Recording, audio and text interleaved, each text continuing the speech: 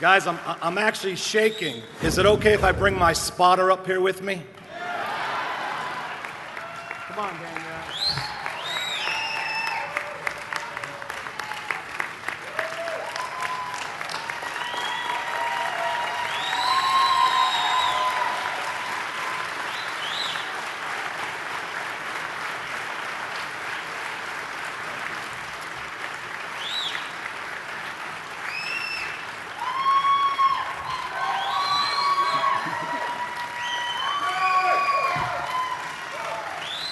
Well, guys, I don't even know what to say. I'm speechless and humbled. Listen, this is a leadership award, and I'll be the first to admit I still got a lot of growing as a leader, and I don't think that any of us go out there and just decide to become a leader. I think it's something that happens to you because things happen in your life and you can't control. And I want to first of all thank my fiancée Danielle, because without her helping me, I couldn't be out on the road 25, 26, 27 nights a week out building my business. I want to thank her for helping. This is a team effort, and sometimes she doesn't get recognized.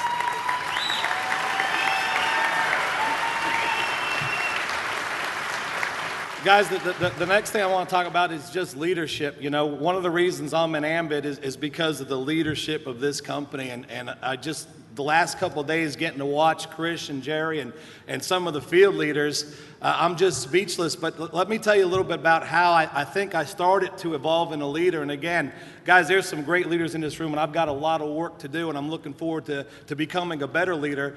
But back in 1996, I got involved in my first network marketing company. And guys, you hear my story. I was ignorance on fire. We had no clue what we were doing.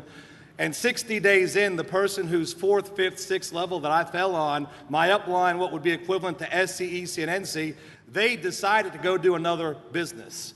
Now, I had just been in that business for 60 days, and I had about 50 people in my organization, and most of them were friends and family. So I had a decision to make. Do I abandon the company that I believed in and go do something else? Or do I stick it out and do the best I can because I felt commitment to the people I brought in? Well, guys, I stuck it out, and boy, we did a lot of things wrong, and we made a lot of mistakes. But it's funny how God blesses you if you go out there and work hard and stay committed. And about a year into that business, I had the honor of picking up somebody at the airport who I had no idea who he was. I got a call late at night on a Friday night, and somebody asked me, can you go to LaGuardia Airport and pick this guy up? He needs a ride. He's doing a training tomorrow. And guys, if I would have known what that ride would turn into, I would have jumped at it. But I kind of hemmed and hawed a little bit because it was a Friday night. I was about an hour east of New York City, and you know what kind of traffic it is. Well, guys, I went to the airport, and I picked up Ron McClure. And guys, in my opinion, that's when I started to evolve in a leader. And let me tell you about Brian. We got to talk that night. I was not part of his team. And I probably spent about 5 hours with him that night eating and talking and eating and talking. And we built the friendship over that night. And I started calling him. I used to feel so guilty because I wasn't part of his organization. And he would take 2 or 3 hours at a clip and let me ask questions. How do I do this? How do I do that? How do I do this? And guys, I heard Brian say time and time again, before you can become a great leader, you need to become a great follower. And I was like a sponge to this man. I could never pay him back for what he did to help me.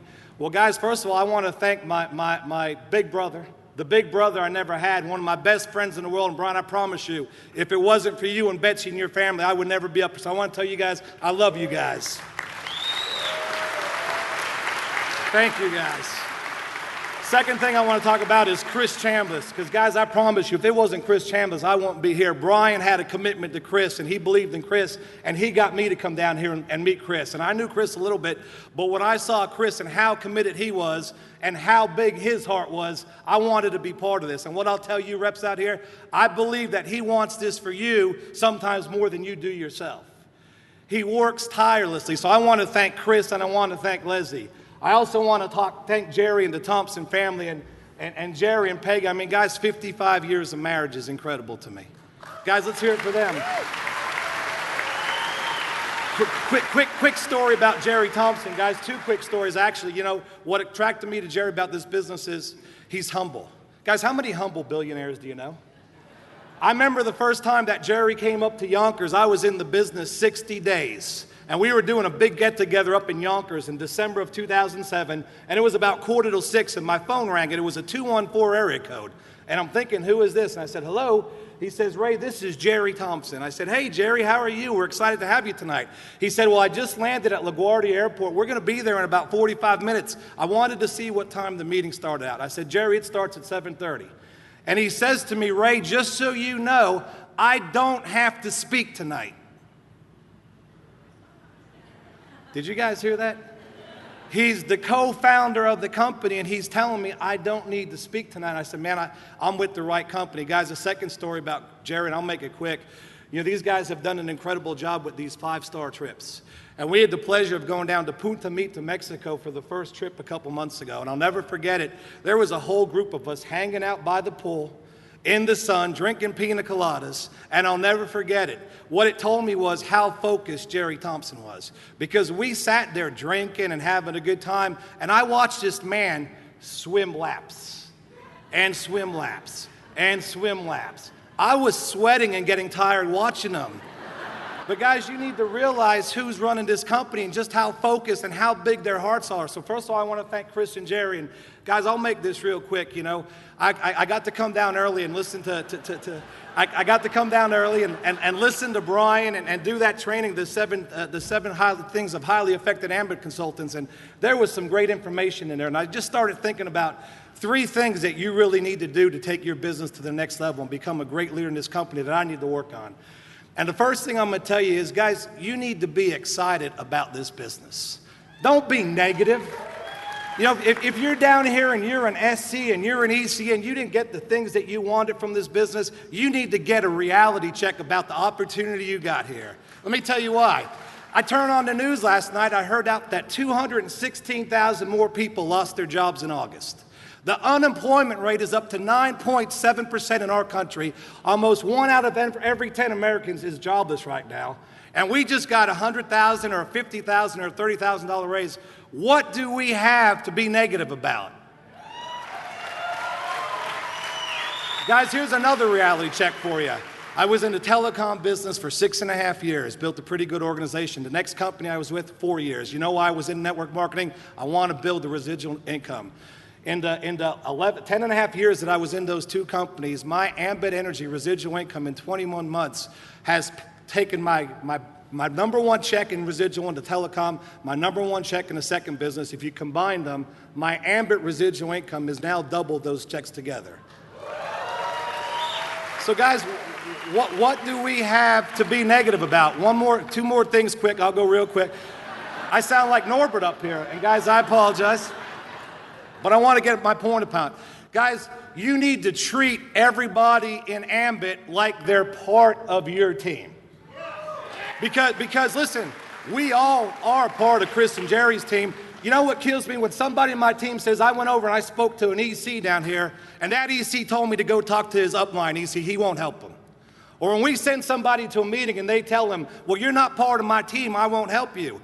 Guys, let me ask you this question. If Brian McClure told me 12 years ago that he wouldn't help me and I wanted part of his team, what do you think would have changed? You never know in future endeavors when somebody's going to be special to you and give you that opportunity to work with people. Guys, if we're going to build this to $1 billion company, a $2 billion company, we need to quit saying you're not on my team, and we need to help everybody like they're our own.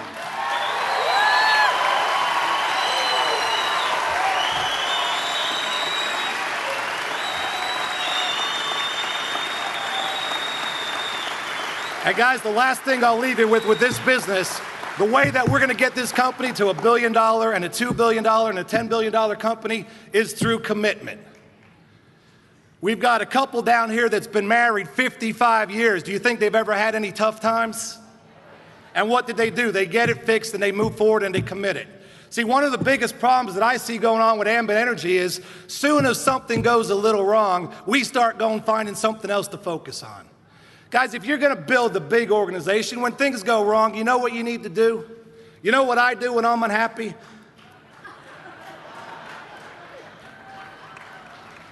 What do I need to do as a leader to make it better?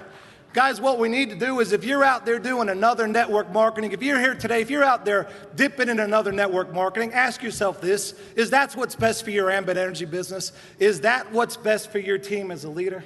If you're out there selling coffee, if you're out there selling chocolate, do me a favor, get your head straight and leave that to Starbucks and Hershey's and go take advantage of this $100.